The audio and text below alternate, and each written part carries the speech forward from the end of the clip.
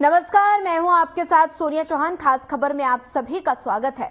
लोकसभा चुनाव 2024 को लेकर बीजेपी ने हरियाणा में सभी 10 सीटों पर उम्मीदवारों का ऐलान कर दिया। वहीं दूसरी ओर इंडिया गठबंधन ने महज एक ही सीट कुरुक्षेत्र लोकसभा सीट पर उम्मीदवार का ऐलान किया है और शेष 9 सीटों पर कांग्रेस चुनाव लड़ने वाली है।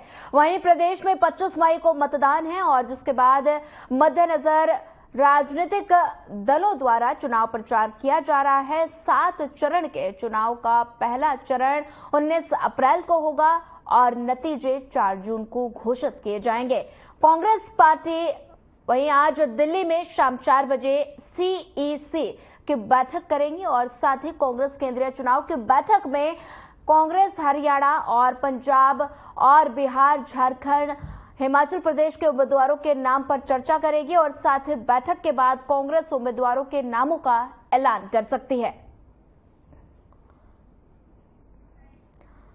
लोकसभा चुनाव 2024 को लेकर एक तरफ बीजेपी ने सभी 10 सीटों पर उम्मीदवारों का ऐलान कर दिया है, वहीं दूसरी ओर इंडिया गठबंधन ने महज एक सीट कुरुक्षेत्र लोकसभा सीट पर उम्मीदवार का ऐलान किया है और शेष 9 सीटों पर कांग्रेस चुनाव लड़ने वाली है।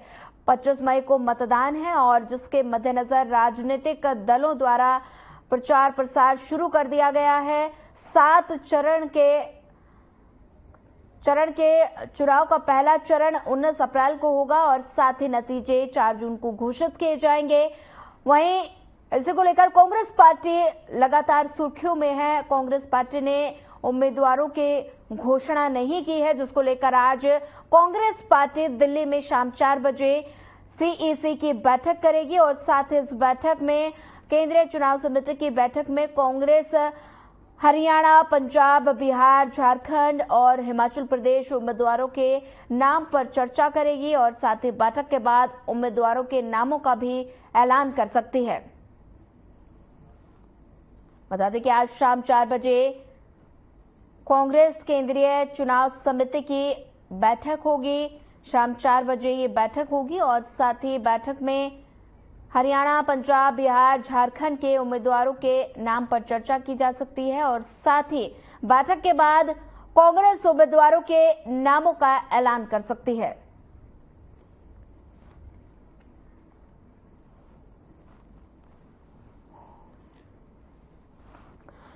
बीजेपी ने सभी 10 सीटों पर उम्मीदवारों का ऐलान कर दिया है और साथ ही दूसरी ओर इंडिया गठबंधन ने महज एक सीट कुरुक्षेत्र लोकसभा सीट पर उम्मीदवार का ऐलान किया है। शेष 9 सीटों पर कांग्रेस चुनाव लड़ने वाली है।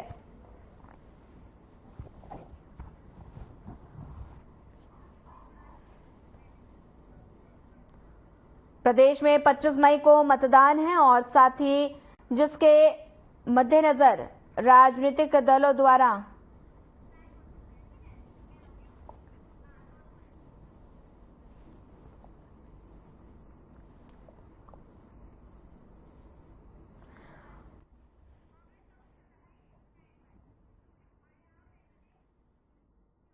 वहीं चर्चा में खास जुड़ने के लिए हमारे साथ नीरज गुप्ता, कांग्रेस प्रवक्ता हमारे साथ जुड़ गए हैं और बीजेपी से देवेंद्र दत्ता, बीजेपी प्रवक्ता हमारे साथ जुड़ गए हैं। सबसे पहले नीरज गुप्ता, चर्चा में जुड़ने के लिए आपका स्वागत है। सबसे पहले मैं आपसे पूछना चाहूंगी, लिस्ट आने में देरी क्यों, कहां पेच फंसा है?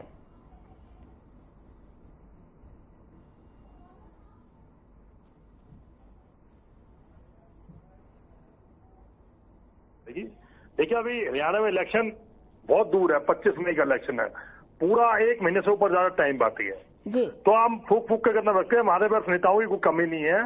जो नेता लड़ना चाहता है उनके सबका लिस्ट में नाम है। जल्दी घोषणा आपको सुनने को मिलेगी। अदर स्टेट में जिन पे इलेक्शन ज्यादा है, इलेक्शन जल्दी से है, वहां हमारा ध्यान है, वहां घोषणाएं जल्दी हो रही है। क्योंकि आप देखना, इस महीने कम से कम 17-18 स्टेटों के इलेक्शन पूरे हो जाएंगे और हरियाणा का इलेक्शन लास्ट में है, जिसमें इंडिया गठबंधन चुनाव लड़ रहा है। इंडिया गठबंधन चुनाव में एक हमारी कुरुक्षेत्र की सीट की घोषणा हो चुकी है जी। और दूसरा, जो ये बीजेपी के प्रवक्ता या बीजेपी के जो लोग आरोप लगा रहे हैं जी अभी घोषणा भी हम पे कैंडिडेट नहीं है, मैं इनको ये याद दिलाना चाहूंगा, जो इन्होंने 10 कैंडिडेट घोषित किए हैं उसमें 6 कैंडिडेट तो कांग्रेस के हैं, जो कांग्रेस से बीजेपी में चले गए, चाहे वो किसी भी कारणवश चले गए, ईडी के प्रेशर से, सीबीआई के प्रेशर या हमारी कमी के कारण चले गए। इन पे अपना क्या है? आप देखिए 4-10 में थे, अशोक तंवर जी हुए, जितने भी पार्टी के नेता साहब, अरविंद शर्मा जी हुए, सब कांग्रेस ही है। इन पे तो अपना कैंडिडेट ही नहीं। ये तो हमेशा सत्ता की चोरी करते हैं या कैंडिडेट चोरी करते हैं, इनका इतिहास यही रही है। आप उसका एग्जांपल मैं देता हूं, चंडीगढ़ को एक छोटा सा इलेक्शन मेयर के लिए इन्होंने मेयर की चोरी करी, क्या हाई कोर्ट ने इनकी बेइज्जती करी? ये लोकतंत्र की हत्या कर रहे हैं। इतनी सी बात है, हमारे कैंडिडेट की खुशखबरी सोनिया जी जल्दी होगी, मैं आपके चैनल के माध्यम से जल्दी खुशखबरी दूंगा आपको। जी, लगातार हमारे साथ बीजेपी प्रवक्ता देवेंद्र दत्ता हमारे साथ बने हुए हैं। देवेंद्र दत्ता, चर्चा में जुड़ने के लिए पहले तो आपका स्वागत है। लगातार आरोप लगाए जा रहे हैं कांग्रेस की तरफ से कि तमाम तरह के आरोप लगाए जा रहे हैं, और साथ ही अभी हमारे कांग्रेस प्रवक्ता नीरज गुप्ता ने कहा कि कैंडिडेट चोरी करना बीजेपी की आदत है। क्या कुछ कहेंगे, क्या प्रतिक्रिया? सोनिया जी, मैं बड़ा आश्चर्यचकित होता हूं इनकी कांग्रेस के प्रवक्ताओं की बात सुनकर के। वास्तव में इनके पास कोई शब्द होता नहीं कहने के लिए। अब ये कहीं कोई बात करते हैं तो यहाँ ईवीएम की बात करेंगे, यहाँ ईडी की बात करेंगे, एक्सेट्रा, और इनके पास कुछ होता नहीं कहने के लिए। वास्तव में ये है कि खलबली मची हुई है, कांग्रेस में भगदड़ मची हुई है। कांग्रेस के बड़े बड़े दिग्गज नेता कुछ पार्टी में प्रवेश कर चुके हैं, कुछ प्रवेश करने की पंक्ति में खड़े हुए हैं।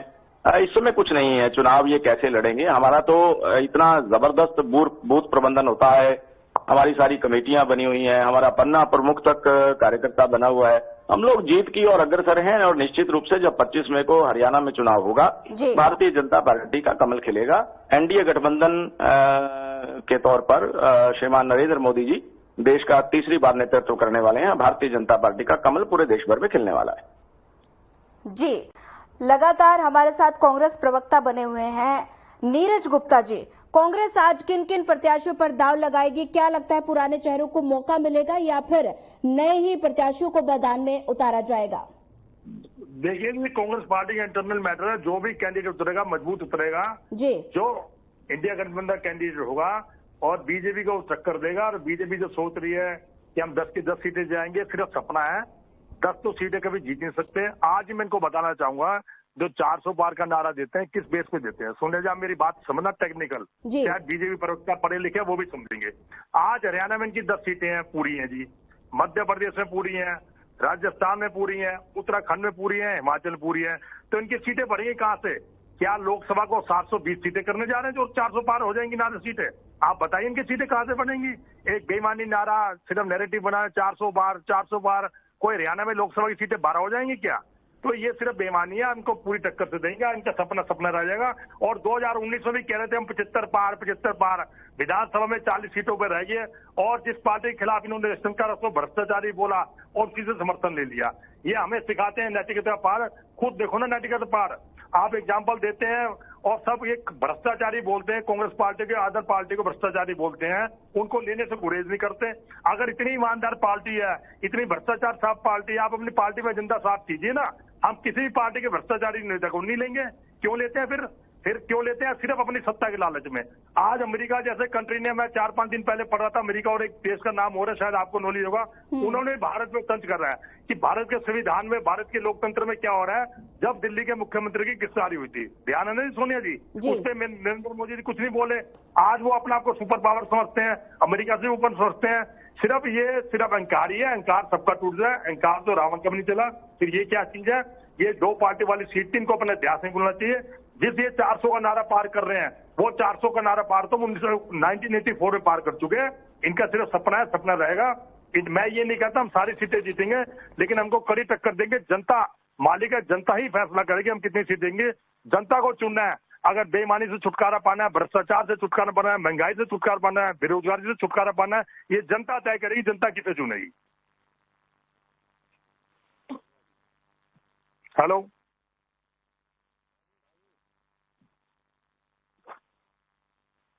हेलो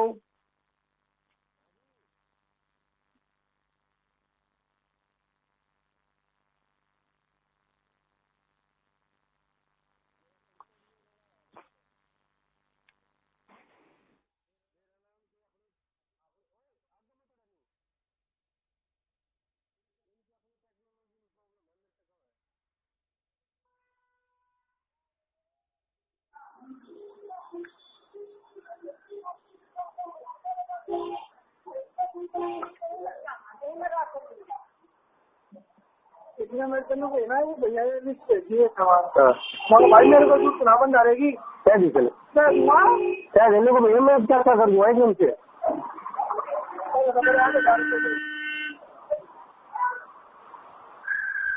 यो खड़े पा हमने तो होगा ही टक्कर ले बात एक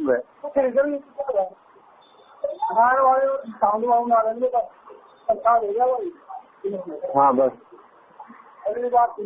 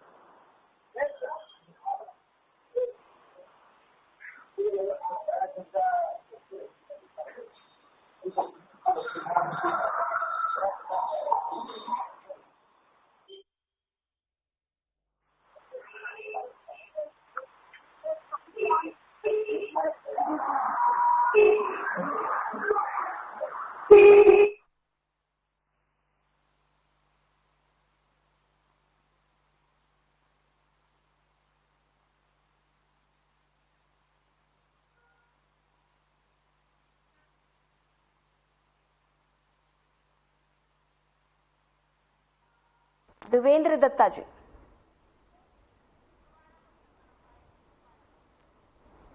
जी देवेंद्र दत्ता जी, क्या लगता है कांग्रेस आज अगर उम्मीदवारों के नामों का ऐलान करती है तो बीजेपी अपनी रणनीति आगे लिस्ट के हिसाब से बदलेगी? देखिए सोनिया जी, भारतीय जनता पार्टी अपने संगठनात्मक तरीके से इस चुनाव को लड़ती है। हम लोग जब चुनावी युद्ध में जाते हैं तो हमारा अपना संगठनात्मक एक प्रक्रिया रहती है। हमारा सब कुछ कमेटियां और हमारा बूथ स्तर तक, पन्ना प्रमुख तक हमारा सब कुछ तय है। कांग्रेस किसको घोषित करेगी, किसको नहीं करेगी, अपने को भारतीय जनता पार्टी को कुछ लेना देना नहीं है। हमें इनके प्रत्याशी को देख करके अपनी कोई कार्यशैली बदल दें या अपनी कोई कार्य पद्धति बदल दें, ऐसा नहीं होता। अपने यहाँ एक संगठन काम करता है और हमें क्या लेना है प्रत्याशियों से। हमें तो ये पता है कि देश की जनता, देश के मालिकों ने, देश के मतदाताओं ने ये तय कर लिया है कि भारतीय जनता पार्टी का कमल खिलाना है और एनडीए की 400 पार सीटें देश में और मोदी जी के नेतृत्व में सरकार बनने वाली है। जी देवेंद्र दत्ता जी, लगातार चर्चा में, खबरों में देखा जा रहा है कि बीजेपी का हर जगह विरोध हो रहा है, विरोध का सामना करना पड़ रहा है। ऐसा क्यों कि जगह जगह बीजेपी को विरोध का सामना करना पड़ रहा है?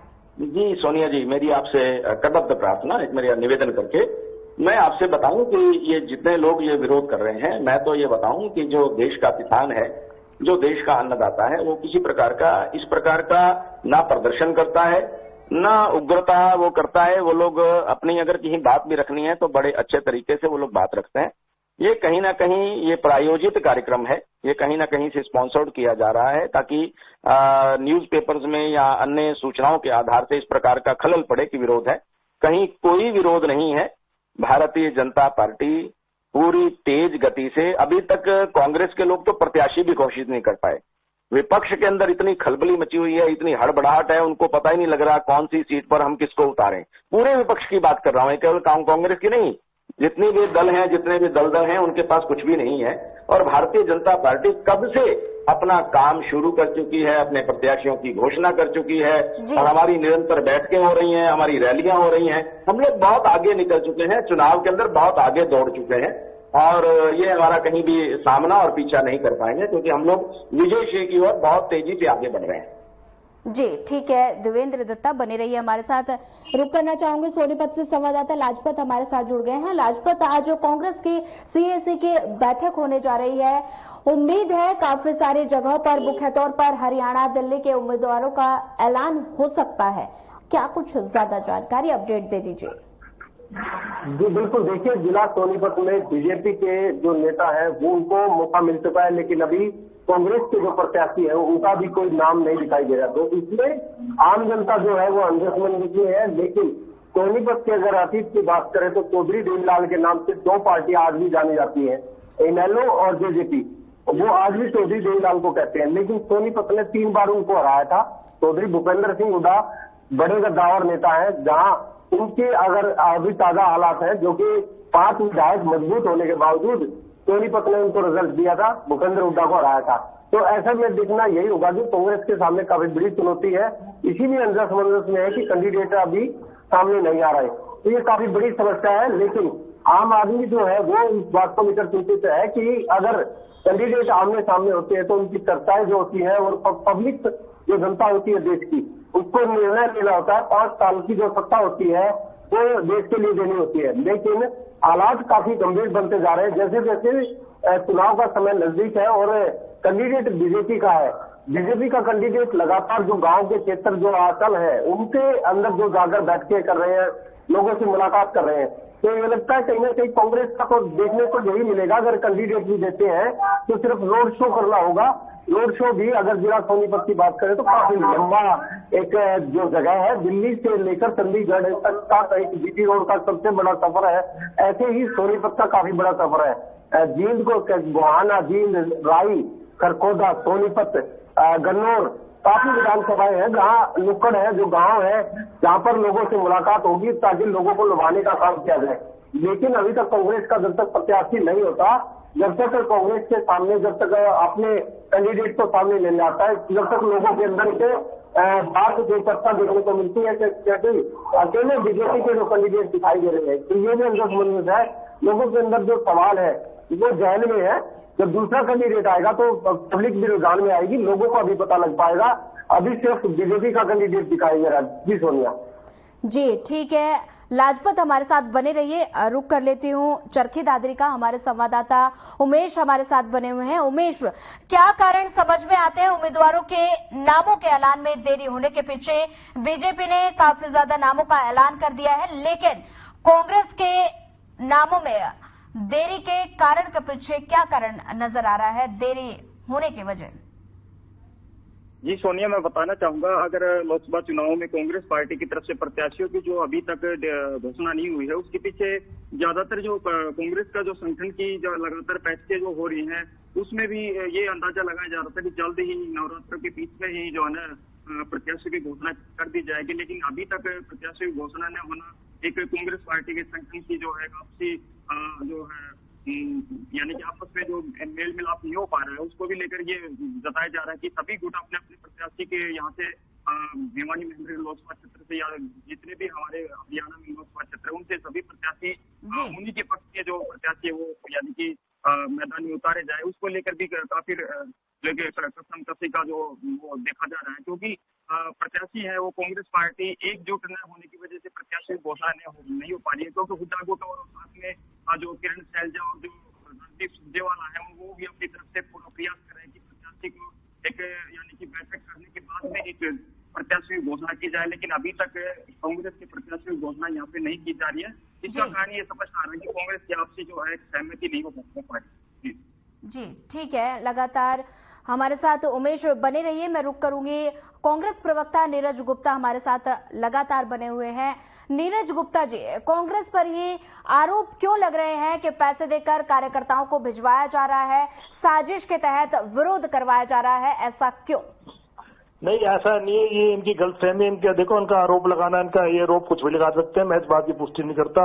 ये कोई प्रूफ लाए ना, किसको कार्यकर्ता पैसे दिए हैं, सिर्फ बोलने से क्या होता है? कोई हमें प्रूफ दिखाए किसी कार्य को पेमेंट दी है, या किसी कार्यकर्ता ने कहा कि मुझे पेमेंट दी है विरोध प्रदर्शन के लिए।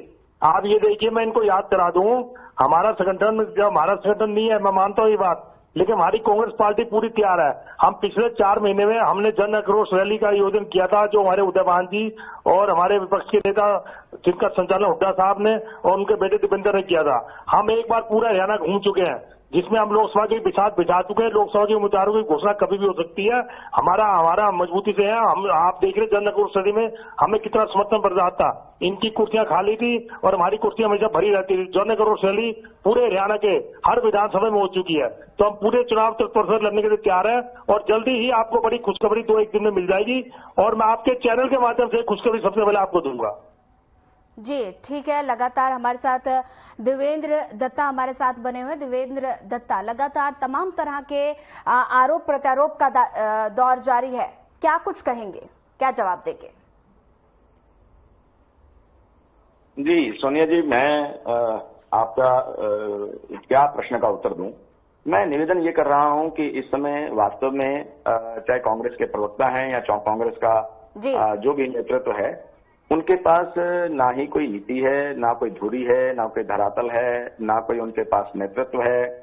इनके पास आपस में संगठन के अंदर भी समन्वय नहीं है और मैं ये भी कह सकता हूं कि इनके यहाँ संगठन ही नहीं है और इनका आपस में किसी नेता के साथ, मैं अगर प्रांत की बात करूं, हरियाणा प्रांत की, तो यहां पर भी कहीं से कहीं तक कोई समन्वय इनका नजर नहीं आता। ये लोग भारतीय जनता पार्टी के कार्यकर्ता का किस प्रकार से मुकाबला करेंगे? हमारा कार्यकर्ता जिस दिन चुनाव होगा उस दिन बूथ के ऊपर एक सैनिक की भांति अपने युद्ध कौशल का प्रदर्शन करेगा और कांग्रेस के कहीं भी कार्यकर्ता ना नजर आने वाले हैं और अभी ये टिकटों का घोषणा कर देंगे, उसके बाद भी देखना कि क्या खलबली मचेगी कांग्रेस में। जी, वो प्रदर्शन हमने आपका 2019 में देखा, जब आप नारा देते थे 75 पार का, तब भी आप ये बोलते थे हमारे कार्यकर्ता बूथ पर डटे रहेंगे और आप 40। ये कुछ कांग्रेस के प्रवक्ता बोल रहे हैं, लेकिन वॉइस नहीं आ रही है मेरे तक। याद करा दो, और रही कह रहे हैं आप कांग्रेस की नीति नहीं, मेरे तक वॉइस नहीं आ रही है। अगर मुझे आएगी तो ही मैं जवाब दे पाऊंगा। सुनना फिर आपकी बात में, कांग्रेस की नीति पे कैसा देश चल रहा है। किसी भवन की ना नींव बनानी मुश्किल होती है, ये देश कांग्रेस की नींव पे टिका है। उससे बिल्डिंग कितनी बना दो, 4 मंजिल 6 मंजिल, इसमें कोई दिक्कत नहीं होती। पहले 1 लाख रुपए बनाने मुश्किल होते हैं, 1 लाख से 10 लाख बन जाते हैं। आपको भूलना नहीं चाहिए, जब देश आजाद हुआ तो इस बार में सुई भी नहीं बनती थी। आज जिस एम्स में आपके कांग्रेस को बीजेपी की वो एम्स कांग्रेस की देना है, जिस नेहरू को कोरते हैं, हवाई जहाज में उड़ते हैं, सब कांग्रेस की देना है। आप ये मत भूलिए, जब देश बनाने में मुश्किल होती है ना कि उसमें बिल्डिंग खड़ी करना आसान होता है। ये कांग्रेस ने देश को मजबूती दी है। आज जिन नीतियों का निर्माण कर रहे हैं वो हमारी मजबूती के कारण बन रहे हैं। वरना हरियाणा में क्या था, हरियाणा किसने बचाया? हरियाणा में जो आज जितनी भी देन है, कौन फरियाद मेट्रो देन है, किसकी देन है? हुड्डा साहब की देन है। बताइए कौन से आपने मेट्रो 1 इंच बढ़ाई है बल्लभगढ़ से आगे? मुझे इतिहास बताइए। 10 साल हो गए आपको शासन में, 10 साल में विरोध। सोनिया जी, आप आंकड़ों में बात कीजिए ना, मुझ पर आंकड़ों में बहस कीजिए। 2014। देवेंद्र दत्ता, आपको आवाज मिल पा रही है? मेरे को इनकी आवाज नीरज जी की बहुत थोड़ी सी आई है। जी, हेलो। जी, हेलो, सुन पा रहे हैं। मुझे बहुत कम इनकी आवाज आई है और ये कुछ कांग्रेस की देन की बात कर रहे थे, तो मैं बिल्कुल स्पष्ट रूप से आपके चैनल के माध्यम से बताऊं, वास्तविकता यही है कि कांग्रेस ने इस देश को बहुत कुछ दिया है। कांग्रेस ने दिया है भ्रष्टाचार, कांग्रेस ने दिया है बेरोजगारी, कांग्रेस के नेताओं ने पैसे ले करके अपने इर्द गिर्द के लोगों को नौकरी दी है, पूर्ण रूप से नौकरियों को बेचा गया है, कहीं पर कोई पारदर्शिता नहीं थी। कांग्रेस के लोगों ने इस देश को रौंदने का, इस देश की संस्कृति को कुचलने का, इस देश के अंदर भ्रष्टाचार की नींव को बोने का काम किया है। ये देन है कांग्रेस की। और भारतीय जनता पार्टी के एक सामान्य कार्यकर्ता के रूप में अपनी यात्रा प्रारंभ करने वाले श्रीमान नरेंद्र मोदी जी ने इस देश को स्पष्ट राजनीति, स्वच्छ राजनीति और पारदर्शिता की राजनीति के युग का प्रारंभ किया है। और अब भारतीय जनता पार्टी यहां से जाने वाली नहीं है। देश के अंदर अब देखेंगे कि युगों युगों तक नेतृत्व जो है वो भाजपा का कमल खिलता रहेगा और भाजपा के कार्यकर्ता नेतृत्व करते रहेंगे। ठीक है, लगातार बने रहिए हमारे साथ। हमारे संवाददाता लाजपत सोनीपत से लगातार बने हुए हैं। लाजपत, कांग्रेस आज किन किन प्रत्याशियों पर दाव लगाएगी? क्या लगता है पुराने चेहरों को मौका मिलेगा या फिर नए प्रत्याशी मैदान में होंगे? जी बिल्कुल, देखिए आपको बता दूं कि जो बीजेपी और कांग्रेस की जो टक्कर है वो काफी बड़ी टक्कर है, इसको छोटा ना माना जाए। जैसे बीजेपी जो घमंड करती है कि जनता को जो जवाब देना होता है, जनता अपनी वोट करेगी, उसी की चोट देगी, ये बिल्कुल साफ दिखाई देता है कि जो जैसे बीजेपी कह रही है कि उनके पास कैंडिडेट नहीं है। ऐसा नहीं है कि चुनाव जो है बिल्कुल मौके पर है और कैंडिडेट जब आएंगे तो फाइट होगी और लोगों के लिए जो कार्यकर्ता है वो काम करेंगे। लेकिन देखना यही होगा कि जनता अपनी जीत का चेहरा किसको पहनाती है। पहले ही से ही नहीं कहा जा सकता कि कोई भी जीतेगा, क्योंकि जनता की वोट की चोट जो होती है वही जनता कहीं ना कहीं उसका जवाब देती है। क्योंकि 5 साल का जो शासन जो जनता देखती है उसके बाद उसका कहीं ना कहीं जनता जवाब देती है, उनकी नीति और नीयत पर जवाब देती है। क्योंकि कांग्रेस का जो शासन था उनको जवाब दिया गया था, अब मौजूदा बीजेपी है उनका भी शासन का जो है जो जनता तोल कर देखेगी कि कितने काम ठीक हुए, कितने गलत हुए। क्योंकि 5 साल के बाद रिजल्ट दे रहा होता है। जैसे बच्चे को साल भर पढ़ाई करनी होती है, ऐसे ही जनता के बीच 5 साल काम करना होता है ताकि जनता उसकी तरफ लोग आ पाए। लेकिन देखना यही होगा कि चुनाव में जब कैंडिडेट आमने सामने होंगे उसके बाद ही कहा जा सकता है। बीजेपी के पास अगर बात करें तो काफी ऐसे नेता हैं जो आज कांग्रेस के जो चेहरे थे इन्होंने बीजेपी ने अपने कब्जे में ले लिया है। तो ये देखना यही होगा कि आखिर जनता किसको चाहती है, चेहरे को चाहती है या पार्टी को चाहती है या कार्यकर्ता को चाहती है, ये आने वाला वक्त बताएगा। कोई भी पार्टी ऐसा नहीं कह सकती कि हम जीतेंगे, लेकिन यही है कि जनता के बीच जिनकी नीति और नीयत की बात होती है। जैसे अगर बात करें तो जो ठीक है लाजपत, समय का अभाव है, ज्यादा जानकारी साझा करने के लिए आपका धन्यवाद। उमेश, आपका भी धन्यवाद। कांग्रेस प्रवक्ता नीरज गुप्ता हमारे साथ लगातार बने हुए थे, चर्चा में जुड़ने के लिए आपका धन्यवाद। बीजेपी प्रवक्ता देवेंद्र दत्ता हमारे साथ बने हुए थे, आपका भी धन्यवाद। बता दें कि आज जो कांग्रेस सीएसी की बैठक करने जा रही है, शाम 4 बजे केंद्रीय चुनाव समिति की बैठक होगी। हरियाणा के 9 उम्मीदवारों पर आज मंथन हो सकता है। शाम 4 बजे कांग्रेस के सीएसी की बैठक होगी और बैठक के बाद ही उम्मीदवारों के नामों की घोषणा हो सकती है। वहीं फिलहाल इस बुलेटिन में इतना ही। ज्यादा खबरों के लिए बने रहिए हमारे साथ। नमस्कार।